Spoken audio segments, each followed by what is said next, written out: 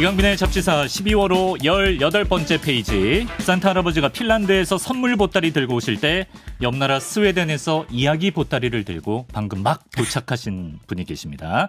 숭실사이버대 환경안전공학과 교수로도 활동하고 계신 곽타클로스 곽지식 작가와 함께합니다. 어서 오세요. 안녕하세요, 곽지식입니다. 아유, 반갑습니다. 메리 크리스마스요. 네.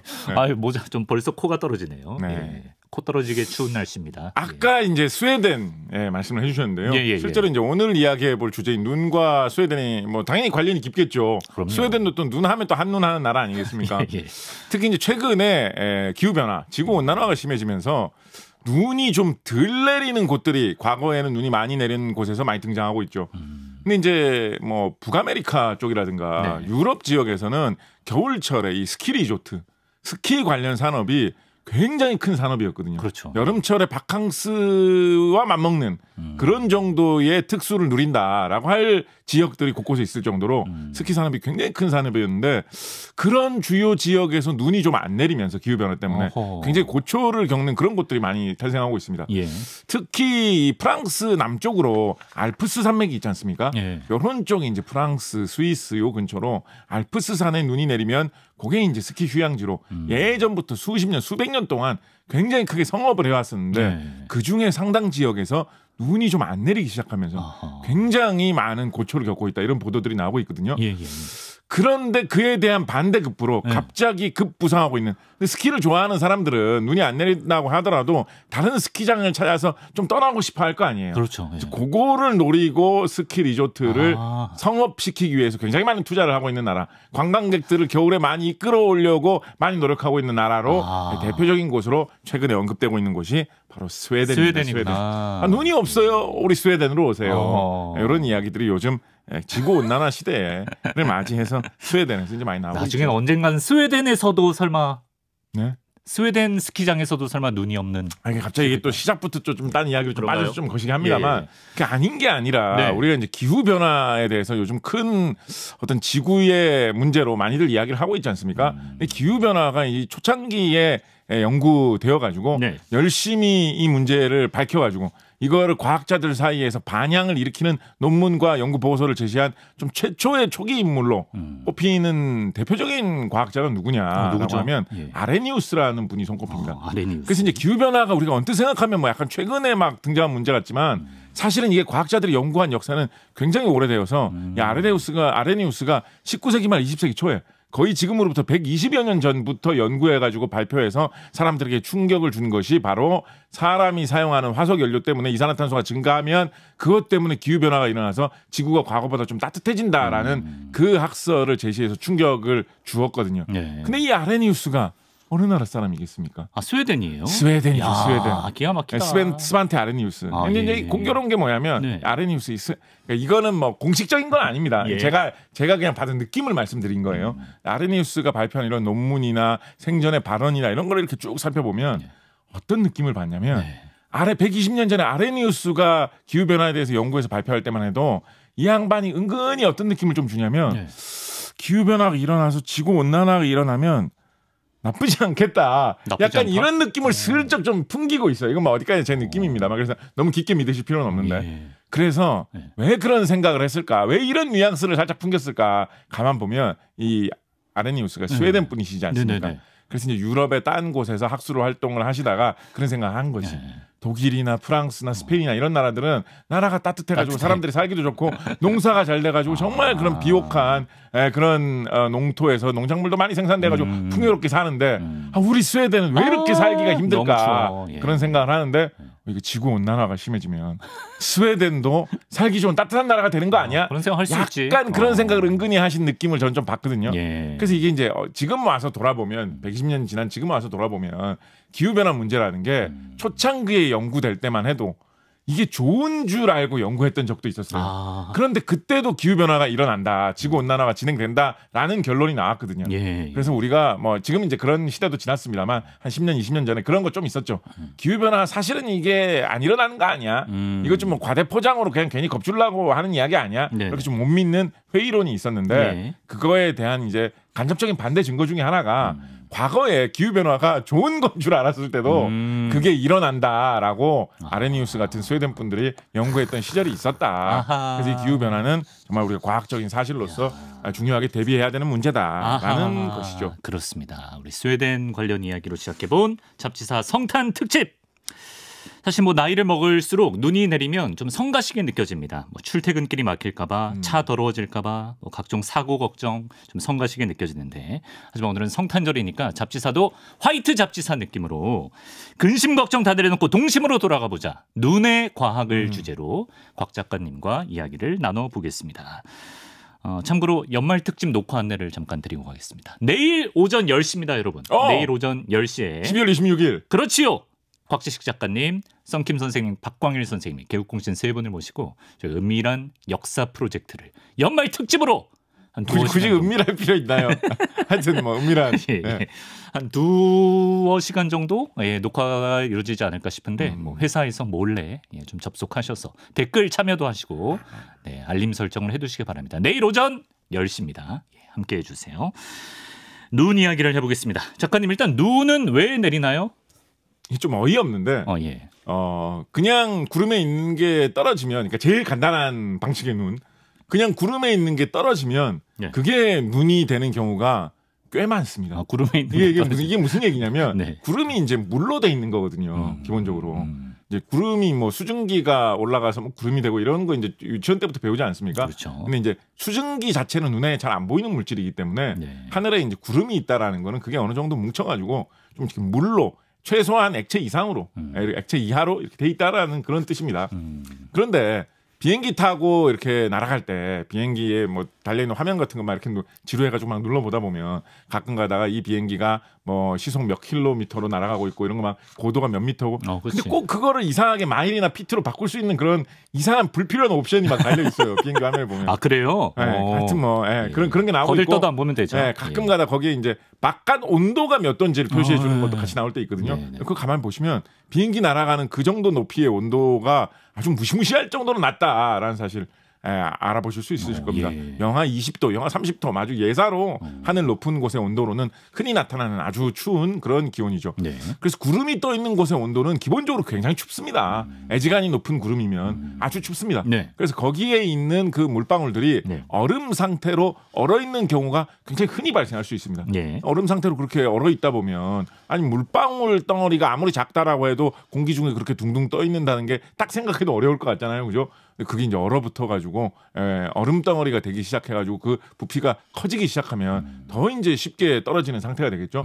그래서 이제 그게 땅으로 떨어지면 그게 이제 아주 자연스럽게, 그러니까 쉽게 말해서 구름 속에는 원래 조그마한 얼음 조각 같은 있다. 게 있기 십상이기 때문에 그게 땅에 떨어지면 눈이다. 이렇게 생각하면 제일 간단하게 생각해 볼 수가 있고요. 눈도 얼음의 일종이네요. 그렇죠.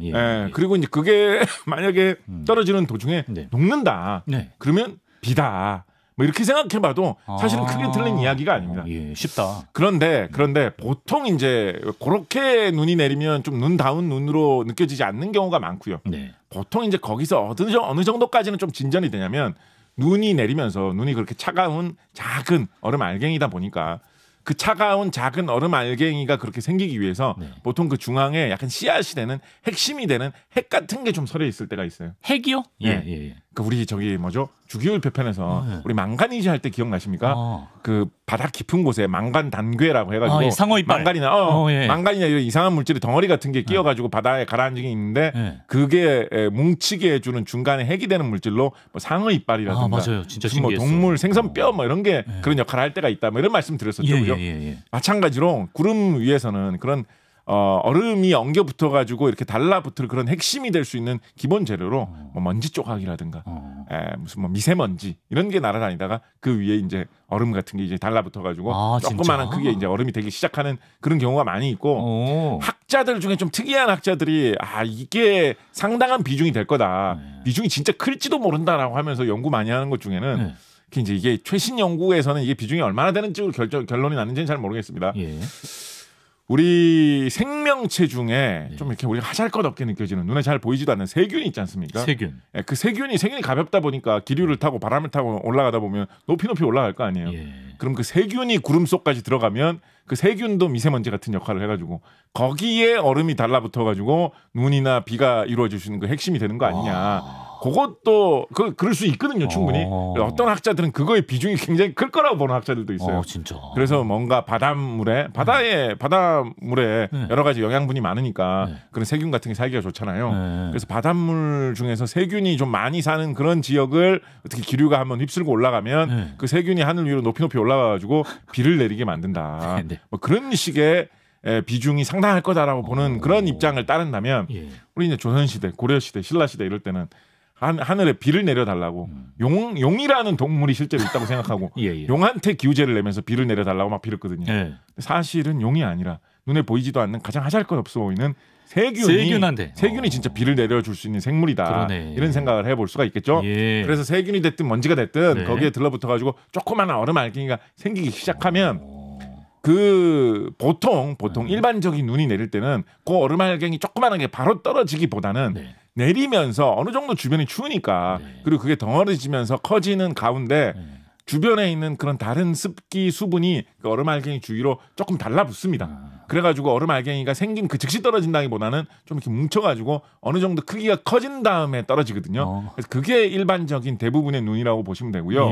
그런데 여기서 이제 이게 진짜 오묘하고 재밌는 게 이게 진짜 어떨 때 보면 눈 내릴 때마다 이게 참 머리로는 알아도 볼 때마다 이제 신비로운 게 뭐냐면 눈이라는 게 물로 돼 있잖아요. 근데 물의 화학식 뭐죠?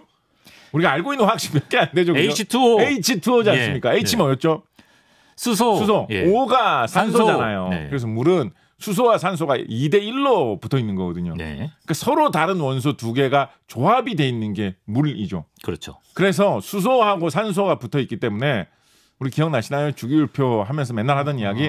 그 어떤 물질의 성질을 결정적으로 결정하는 거는 원자에 들어있는 뭐가 결정한다라고 말씀드렸는데 혹시 기억나시나요? 전자가 결정하는 거예요. 그렇다는 얘기는 수소하고 산소가 붙어가지고 물이 되어 있는데 수소에 들어있는 전자하고 산소에 들어있는 전자가 뭔가 좀 다르다라는 거거든요. 그렇죠. 그래서 그게 물이 돼가지고 둘이 이렇게 붙어 있으면 전자가 산소 쪽으로 조금 몰려가 있습니다. 그래요? 무슨 말씀인지 아세요? 대충 느낌이 오시나요? 수소와 산소가 붙어 있으면 수소 쪽에는 전자들이 좀 안 가고 산소 쪽에는 전자들이 조금 더 가는 형태로 전자들이 산소 쪽에 조금 몰려 있는 그런 모양으로 물을 이루고 있어요. 전자가 혹시 플러스 전기, 마이너스 전기 중에 뭘 띠고 있는지 아십니까? 마이너스 전기를 띠고 있어요. 그렇다는 말은 물이 있으면 산소하고 수소가 붙어 있는 그 모양 중에서 산소 쪽에 약간 마이너스 전기가 있고 그럼 상대적으로 수소 쪽에는 약간 플러스 전기가 있는 거예요. 이런 느낌 이해되시죠? 이해했어요. 그렇다 보면 물이 이렇게 많이 그러니까 우리 그냥 물병 속에 들어있는 일반적인 물이라도 물이 있으면 물이 그럼 많이 모여 있겠죠. 그럼 그런 물들이 어떠한 느낌을 약간 받느냐면 물끼리 막 모여 있으면 플러스 전기하고 마이너스 전기는 서로 끌어당기는 힘이 있잖아요.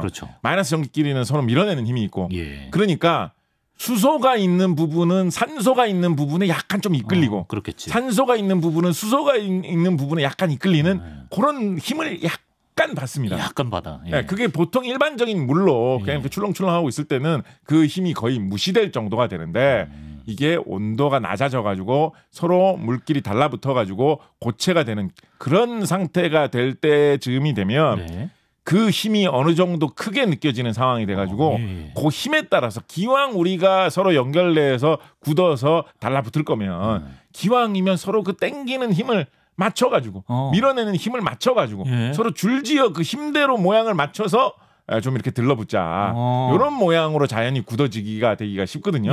그래서 물 같은 경우에는 그 산소와 수소가 서로 다른 부분에 있어서 전기적으로 서로 다르다는 그 특징 때문에 서로 일정한 그 힘이 작용하는 거에 따라서 줄지어 모양을 맞추면서 얼어붙는 경우가 많게 됩니다. 얼게 되면 그때 보통 대체 그러면 그 여러 개의 물들이 그런 식으로 줄지어 모양을 맞추면서 얼어붙으면서 이렇게 쓱 모양을 맞춰간다, 줄지어 간다라고 할 때 보통 어떤 모양을 많이 맞추는지 아십니까? 도형으로 따진다면 보통 육각형 모양을 많이 이루게 됩니다.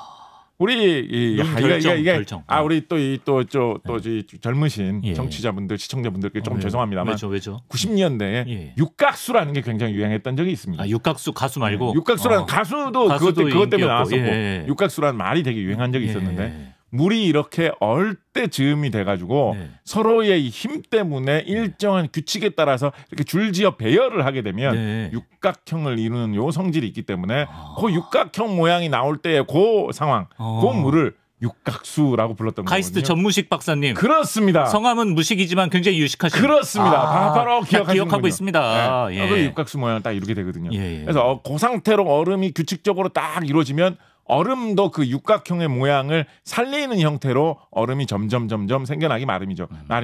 그 육각형의 크기 자체가 처음에 생기는 물 입자, 물 분자들이 이렇게 붙어가지고 육각형이 생길 때 그 육각형의 처음 크기 자체는 정말 작아요. 물 분자라는 원자라는 그 자체가 아주 작은 세계이기 때문에 네. 육각형이 처음 생길 때 그 육각형의 무게는 한 100만 분의 1mm 이 정도 단위로 따져야 될 정도로 아주 작습니다.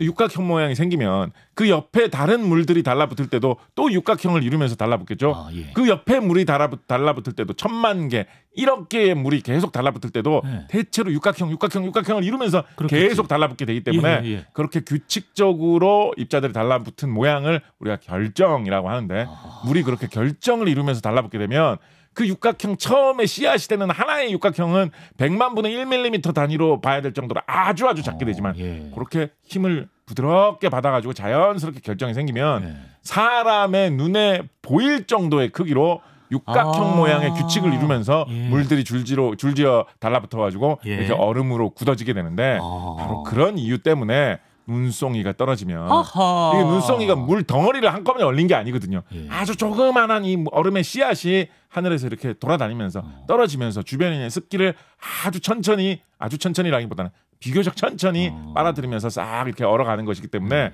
물 입자들이 달라붙을 때마다 그 미약한 플러스 전기와 마이너스 전기에 당기는 힘으로 착착 모양을 이루면서 줄지어서 달라붙기 때문에 눈송이가 이루어지면 그 얼음의 모양이 주로 육각형 모양이 많이 보이는 형태를 이루게 되기 마련이죠. 정말 신비롭네. 눈이 그냥 내리는 게 아니에요. 보면 진짜 어떨 때 가만히 생각해보면 어떨 때 보면 정말 이상할 때 있습니다.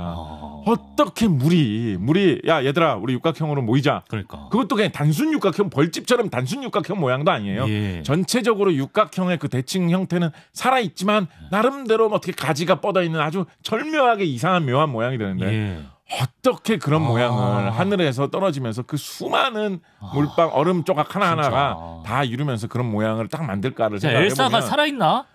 진짜 신비롭고 이상하죠. 여러분 할 일 없으시면 할 일 있으셔도 잠깐 짬이 나시면 눈송이가 내릴 때 그 눈송이 하나하나의 모양을 맨눈으로 봐도 집중해서 보면 좀 볼 수 있거든요. 한 번씩 이렇게 보는 것도 좋은 경험이 되리라 생각합니다. 오늘부터 또 달라 보일 것 같아요.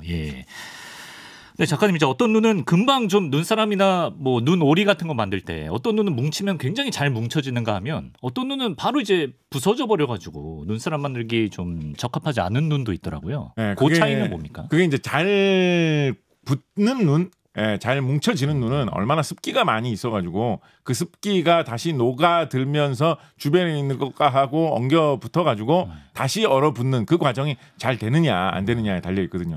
그래서 물기를 습기를 많이 품고 있는 말하자면 뭐 좀 더 쉽게 얘기하자면 눈송이 자체가 좀 큰 눈송이가 크다는 말은 얼음이 거기에 그만큼 더 떨어지는 동안 많이 달라붙어가지고 덩어리가 커졌다는 얘기잖아요. 그러니까 물 양이 그만큼 더 많겠죠. 그래서 그런 것일수록 내렸을 때 물 자체가 많으니까 뭉치면 그게 부서지면서 녹았다가 다시 굳는 그 작용이 잘 일어나가지고 더 잘 붙을 수가 있게 되죠. 그래서 기온이랑은 상관없나요? 기온이랑도 우리나라 같은 경우에는 대체로 상관이 있다고 할 수 있습니다. 왜냐하면 우리나라에서는 온도가 좀 높을 때 좀 습한 경우가 많이 있거든요. 그리고 온도가 낮을수록 그게 포화 증기량이라고 하죠. 온도가 낮을수록 공기 중에 습기가 잘 이렇게 증발해가지고 머물러 있기가 좀 힘들어집니다. 그렇다 보니까 온도가 낮을 때 습기가 없게 되기 마련이고 왜냐하면 온도가 낮으면 이슬로 기본적으로 물이 다 튀어나오거든요.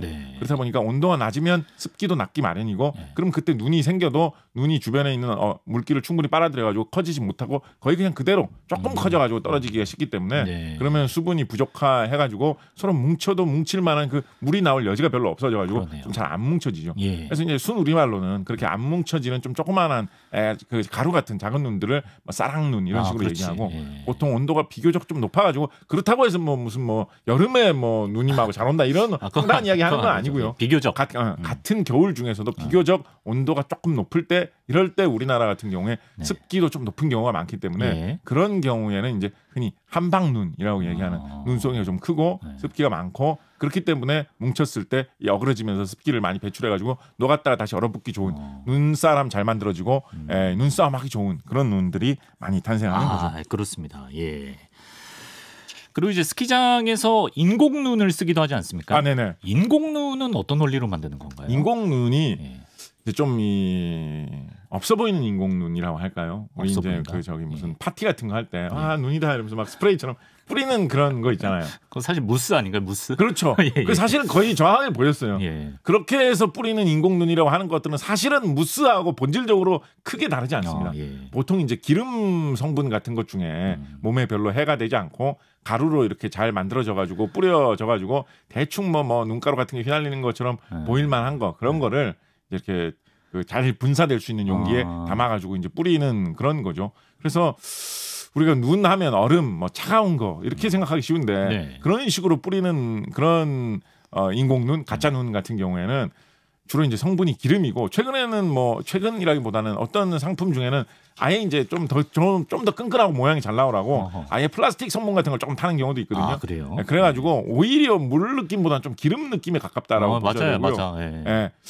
특히나 뭐 최근에는 그런 제품은 안전 때문에 거의 안 나오는 것 같기도 한데 과거에는 이게 분사가 잘 되라고 좀 이렇게 팍 잘 뿜어져 나오는 그런 재료를 쓰기 위해서 그 튀어나오게 하는 그 압축하는 기체 재료로 좀 이렇게 구하기 쉬우면서도 성능이 좋은 걸로 뭐 프로판가스라든가 이런 거 좀 쓰기도 했었거든요. 가스가 아무래도 눌러놨다가 이렇게 뿜었을 때 훅 잘 튀어나오기 때문에 그러다 보니까 이게 무심코 그냥 특히 이제 어린이들이 가짜 눈이지만 그래도 눈이니까 왠지 뭔가 차가움의 속성이 있을 거다라고 생각을 해가지고 뭔가 뭐 성탄절에 케이크 우리나라는 왜 성탄절에 케이크 먹는 풍습이 있을까요? 케이크에다가 이렇게 불 켜놓고 있는데 그 위에다가 그냥 이거 뭐 이렇게 하면 위험하다. 불 꺼지겠지 이러면서 이렇게 눈 스프레이 뿌렸는데 거기에 무슨 가스 중에 불 붙는 가스 이렇게 들어있으면 갑자기 불나고 막 이런 경우 있었습니다. 그래서 뭐 요즘에는 그런 상품 별로 안 쓰이고 있긴 한데 그래도 혹시 모르니까 불 있는 쪽에는 가짜 눈이 불을 끌 수 없는 경우 그 제품의 작은 글씨를 읽어 보셔야 돼요. 그리고 그게 아니라고 하더라도 기본적으로 이 가짜 눈은 이 기름 성분에서 추출한 성분으로 많이 만들기 때문에 보통 불 끄는 데는 별 도움이 안 되거든요. 그래서 이제 불 있는 쪽에는 오히려 불 붙을 수가 있기 때문에 기름기 얻는 격이네. 오히려 좀 하지 않는 게 좋다라고 보시면 되고요. 그런 거 말고 스키장 같은 데서 이제 대규모로 사용하는 뭐 인공눈이라든가 인공눈이 필요해서 만드는 눈 같은 경우에는 보통은 어떤 식으로 만드냐면 기본적으로는 얼음 가루를 그냥 뿌리는 거다라고 보시면 되겠습니다.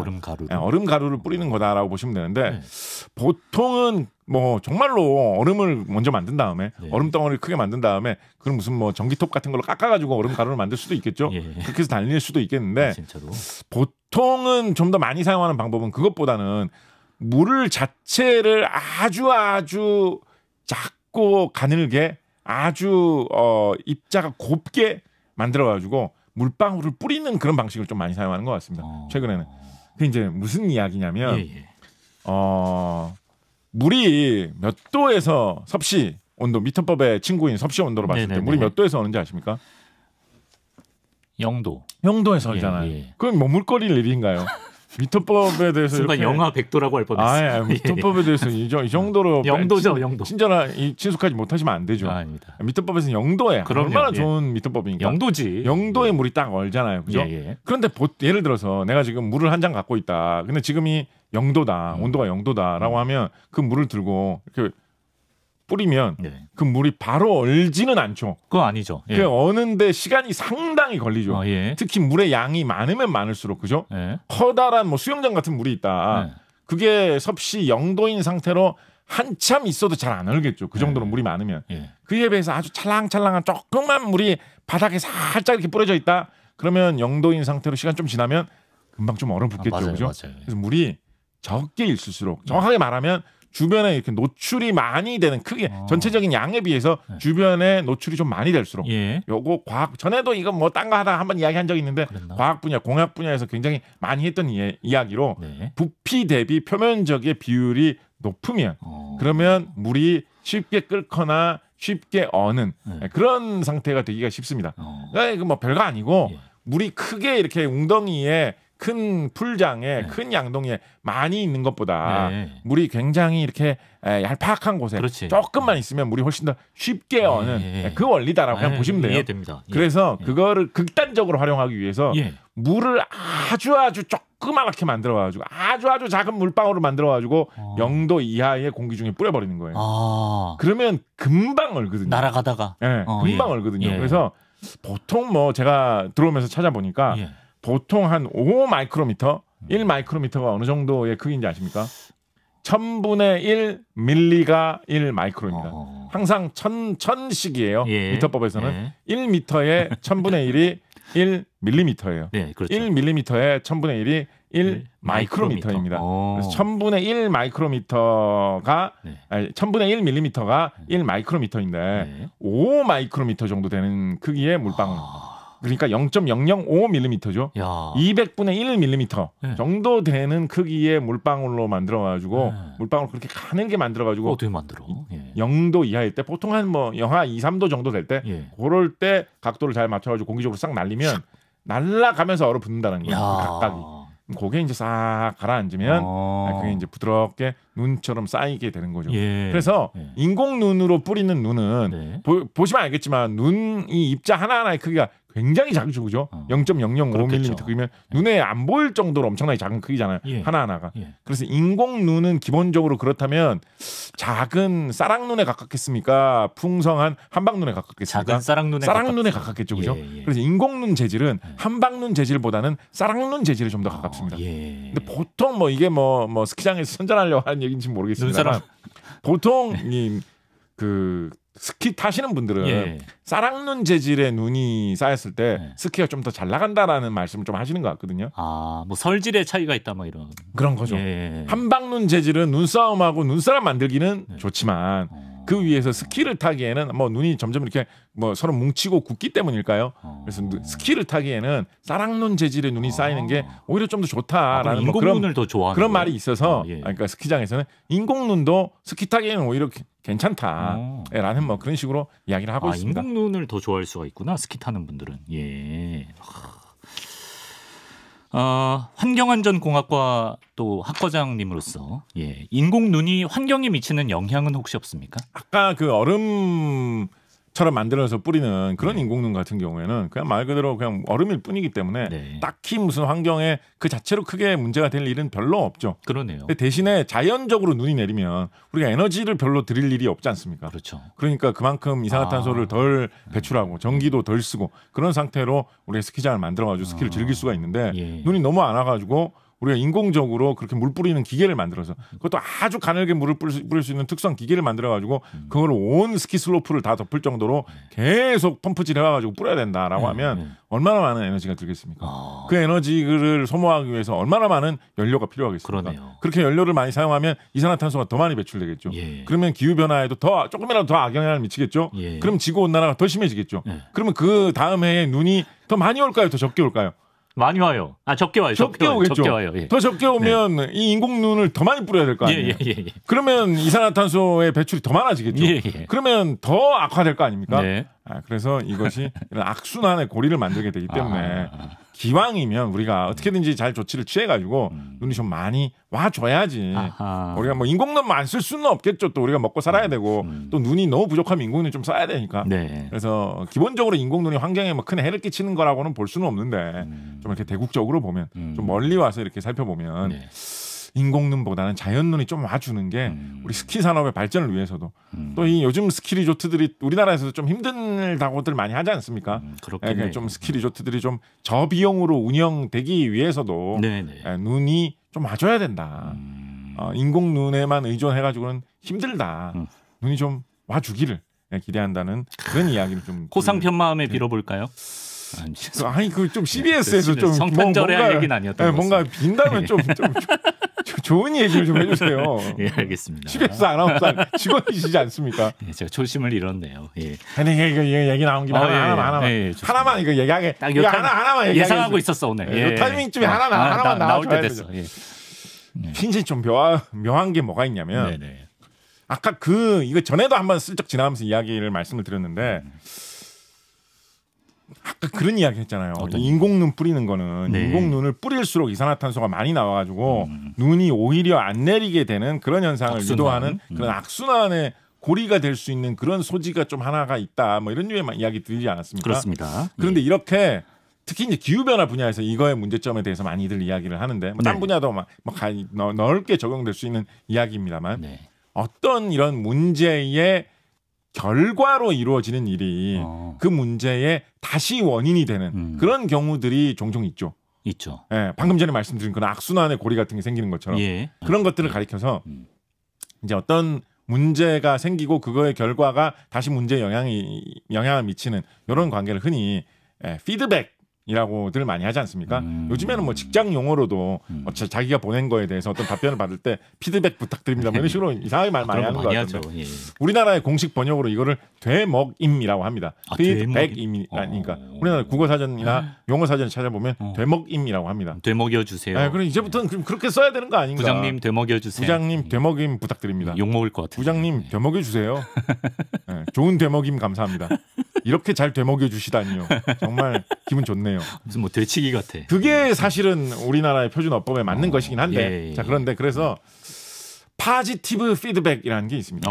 예, 파지티브 피드백이라고 하니까 왠지 좀 좋은 답변을 해주는 게 같은데요. 파지티브 피드백인 것 같잖아요. 우리 잡지사에 대한 파지티브 피드백 이렇게 부탁드립니다. 하면 잡지사에 대해서 뭔가 좋은 얘기를 해주는 거 그런 이야기일 것 같잖아요. 네. 그렇지만은 과학에서 수학에서 이런 어떤 문제를 분석하는 이런 뭐 사회과학에서 이런 분야에서 말하는 파지티브 피드백이라는 것은 번역해서 조금 더 학술적으로 보이기 위해서 공식 용어로는 양의 되먹임이라는 말을 쓰는데요. 예. 이게 양이라는 게 플러스라는 뜻이거든요. 네네네. 그래서 문제의 결과가 다시 원인을 더 늘려주는 거를 파지티브 피드백, 양의 되먹임이라고 합니다. 방금 전에 말씀드렸던 그런 어떤 악순환, 뭐 선순환도 마찬가지죠. 어떤 상태를 점점 더 크게 만드는 그런 거를 파지티브 피드백이라고 합니다. 그리고 코로나 때도 네거티브가 좋은 건데 처음에 사람들이 막 혼란스러워하고 그랬어요.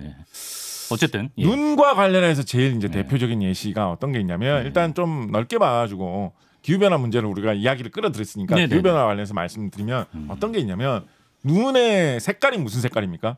하얀색이잖아요, 그죠? 근데 여름철에 햇빛 많이 비칠 때 차가 햇빛 받아가지고 달구어질 때 차를 이렇게 한번 짚어보면 흰색 차가 더 뜨거워지나요? 까만색 차가 더 뜨거워지나요? 당연히 까만색이죠. 까만색 차가 더 뜨거워져요. 까만색이 빛을 잘 흡수하고 흰색은 빛을 잘 반사를 하니까. 그러니까 눈은 어떤 특징이 있습니까? 눈은 흰색이니까 빛을 잘 반사를 해요. 그래서 눈은 햇빛을 받아가지고 달구어지는 효과를 자기가 막아주는 효과가 있습니다. 그래서 눈이 좀 내리면 눈이 햇빛을 받으면 녹겠죠. 그래 눈이 어느 정도 쌓여 있으면 그 눈 자체가 햇빛을 좀 잘 반사하기 때문에 땅이 달구어지는 거를 눈이 막아버리는 거예요. 그래가지고 햇빛 때문에 눈이 녹으려고 하더라도 햇빛이 충분히 뜨겁게 하지 못해가지고 눈을 잘 못 녹이게 됩니다. 그러면 그만큼 더 차가워지니까 그 위에 눈이 더 쌓이기가 좋겠죠. 그렇죠. 그래서 눈이 한번 좀 잘 쌓여가지고 햇빛을 이렇게 잘 막고 튕겨내는 일정한 단계에 도달하면 그때부터는 그 자체가 햇빛을 반사를 해주기 때문에 그 위로 눈이 계속 쌓이게 됩니다. 이것도 일종의 양의 피드백이죠. 그러네요. 그런데 반대로 이 녹는 방향을 생각해 봅시다. 예를 들어서 남극 같은 데는 눈이 계속해서 온갖 지역에 다 덮여 있을 거 아닙니까? 그렇죠. 다 그게 하얀색 빛깔로 햇빛을 서늘하게 반사를 잘해주고 있었어요. 그죠? 그렇게 해가지고 남극에는 계속 날씨가 차갑고 눈이 그 위로 계속 쌓였던 거죠. 남극에는 그렇게 눈이 쌓여가지고 빙하가 형성이 되기 시작하면 눈이 녹을 리가 없잖아요. 남극 얼마나 춥습니까? 그래서 남극에는 수천 년, 수만 년, 수십만 년 동안도 눈이 쌓이거든요. 그래서 남극에는 보통 눈 많이 쌓인 거 본 경험 중에 얼만큼 눈 쌓인 거 보신 적 있으십니까? 저 예전에 대전에 한 2007년도쯤에 요만큼 왔어 진짜. 대전에 대전 한 몇 미터 눈 왔었던 적 있었죠. 그런데 남극에는 그런 식으로 눈이 쌓여가지고 얼어붙어가지고 빙하가 되면 빙하의 높이가 1000m 단위로 쌓이는 곳도 허다합니다. 4000m씩 얼어붙어가지고 쌓이는 곳도 있어요. 왜냐하면 눈이 안 녹고 만 년씩, 10만 년씩, 20만 년씩 눈이 계속 겨울마다 쌓이면 얼마나 많이 쌓이겠습니까, 그죠? 그래서 몇천 미터가 눈이 쌓이는 경우도 남극에는 있습니다. 그런 게 이 파지티브 피드백, 양의 되먹임의 위력인데 그게 역으로 작용을 하면 예를 들어서 어느 날 기후 변화 때문에 유난히 겨울이 좀 더워가지고 눈이 완전히 다 녹은 지역이 하나가 발생을 한 거예요. 그러면 눈이 하얀색 눈이 녹고 나면 거기 밑에 시커먼 땅이 들어간단 말이에요. 그렇죠. 그럼 그 시커먼 땅은 햇빛을 잘 흡수를 하겠죠. 예. 그러면 예전보다 더 따뜻하고 더 달궈지고 더 뜨거워진단 말이에요. 예. 그럼 주변에 눈이 더 잘 녹아요. 예. 그러면 까만색 땅 부분이 더 많이 들어가죠. 예. 그러면 그만큼 더 많이 달궈지고 더 많이 따뜻해지겠죠. 그렇죠. 그럼 주변에 눈을 더 많이 녹이게 되겠죠. 예. 이게 점점 심각해지는 거예요. 양의 되먹임, 눈이 녹는다라는 그 결과가 땅을 따끈하게 더 쉽게 달구어 준다라는 그 원인으로 작용을 해가지고 문제를 더 심각하게 만드는 현상이 일어나기 때문에 그래서 극지방에서는 뭐 남극뿐만 아니라 만년설로 뒤덮인 뭐 시베리아 북부 지역이나 이런 곳에서도 이 눈과 관련된 이 포지티브 피드백 때문에 계속해서 눈이 녹아내리는 정도가 기후 변화에 따라서 점점 더 빨라질 수 있는 거 아니냐. 요거 조심해야 된다. 이게 기후 변화의 원인, 기후 변화의 충격이 우리가 생각한 것보다 더 빨라지게 만드는 이유가 될 수 있다라고 해서 과학자들이 많이 걱정하는 눈과 관련된 기후 변화의 양의 되먹임 포지티브 피드백 문제입니다. 이거 하나만 여기 덧붙여지는 이야기 하나만 다음 넘어가야지 하나만. 여기서 자꾸 끼워 팔기를 하시네요. 좋습니다. 덧붙여지는 이야기 하나만. 그래서 덧붙여 주시죠. 이거와 관련해 가지고 이제 좀 비슷한 이야기면서 좀 재밌는 이야기로. 이제 일본 같은 데는 이런 게 아예 관광지화 되어 있는 경우도 있는데 눈이 이렇게 일정 정도 이상으로 쌓이는 곳은 눈이 한번 쌓이면 눈 자체가 아래쪽에 있는 그 부분이 잘 얼어붙을 수 있도록 햇빛을 반사를 해버리기 때문에 한 번 일정 정도 눈이 이상 쌓이기 시작하면 눈이 계속 쌓이면서 어마어마한 정도로 눈이 쌓이는 그런 광경이 나타나는 곳들이 왕왕 있거든요. 그래서 뭐 일본의 어디 지역 이런 데 보면 뭐 한 3, 4m 정도 눈 쌓인 거 뭐 이런 거 너무 신기하다 이렇게 해가지고 막 그 3, 4m 정도 눈 쌓여 있는데 거기 이렇게 파가지고 눈을 파가지고 길을 이렇게 내면 그 길 사이로 가면서 옆에 있는 눈이 막 3m, 4m 사이에 있는 거 사람들 보면서 와 눈이 이렇게 많이 왔나 대단하다 뭐 이런 거 보는 거 관광지화되어 있는 뭐 이런 것도 있고 뭐 그런 게 있는데 요거하고 관련해 가지고 제가 또 이제 작가로 활동하면서 제 전문 분야로 개척해 놓은 분야가 뭐겠습니까? 괴물이지 않습니까? 괴물 얘기 나오나 오늘? 요거 관련해서 이제 좀 재미있는 괴물 이야기가 이건 못 참지. 제가 이 환경 특히 환경 중에서도 이런 기후 변화, 양의 피드백 이런 거 양의 되먹임 이런 거 많이 보기 전에는 이 괴물의 정체에 대해서 잘 알아낼 수가 없었는데 그걸 연구하면서 이 괴물의 정체는 이것이구나 라고 떨리게 된 게 있었는데요. 최근에 풀린 그런 미스터리군요. 몇 년 됐죠 지금은. 근데 제가 난 뭐 풀었다고 하기는 좀 너무 뻐기는 것 같지만 이거 아닐까라는 추측을 굳히게 된 게 있는데요. 어우야담이라고 하는 유몽인 선생이 쓴 조선시대 중기에 나온 이야기책에 보면 어떤 이야기가 있냐면 금강산 같은 강원도의 산속에서 사는 사람이 들려주는 어떤 전설 같은 이야기로 어떤 이야기를 하냐면 우리 산속 깊은 곳에 사는 사람들 사이에 도는 이야기인데 이 강원도 산 중에서도 아주 깊은 산, 사람들의 발길이 거의 안 닿는 정말 깊은 산에는 엄청나게 큰 괴물 짐승이 돌아다닌다. 그런데 그 괴물 짐승이 몸에 털이 좀 달린 것 같다. 털이나 있다. 긴 털이 나 있는 그런 짐승이 있는 것 같다. 긴 털. 아주 근데 그 털이 좀 희한해 보인다라는 뭐 그런 식의 이야기가 돌고 있다라는 뭐 그런 전설이 기록이 되어 있습니다. 그러면서 어떤 이야기가 붙어 있냐면 좀 황당하게는 뭐 그 전설 그 털의 색깔이 약간 뭐 비취빛처럼 영롱했고 조금 뭐 이런 이야기도 있는데 근데 이제 조금 현실적인 이야기로 목격담을 실제로 제시했던 어떤 사람이 있었다라고 하면서 그분은 이제 금강산에 살던 사람이었던 것 같아요. 그 사람이 정말 깊은 산에서 내가 본 게 있었다라고 하면서 어떤 이야기를 하냐면 겨울철 근처였던 것 같아요. 그러니까 막 봄철 정도, 늦봄 내지는 초봄 그 정도였던 것 같은데 이 사람이 깊은 아주 사람의 발길이 닿지 않는 깊은 산속을 가다가 뭘 봤느냐라고 하면 높은 나무에 나무가 굉장히 높은 나무가 있었는데 그 나무에서도 거의 꼭대기에 가까운 아주 높은 부분에 그러니까 현대 미터법으로 얘기한다면 한 5m, 6m 정도 되는 그런 정도의 높이에 얼핏 봐서는 동물의 발이나 다리나 발목 정도에 나 있을 법한 그런 털이 나무에 걸려가지고 막 엉켜 있는 게 그 동물의 걸어간 길로 추정되는 곳을 따라서 쭉 이렇게 털이 이렇게 좀 삐져나와가지고 걸려 있는 게 있더라. 5, 6m 높이에. 그렇다면 이 동물은 도대체 얼마나 거대한 짐승이길래 다리깨가 저 5, 6m나 되는 저 나무 꼭대기에 다 있었겠느냐.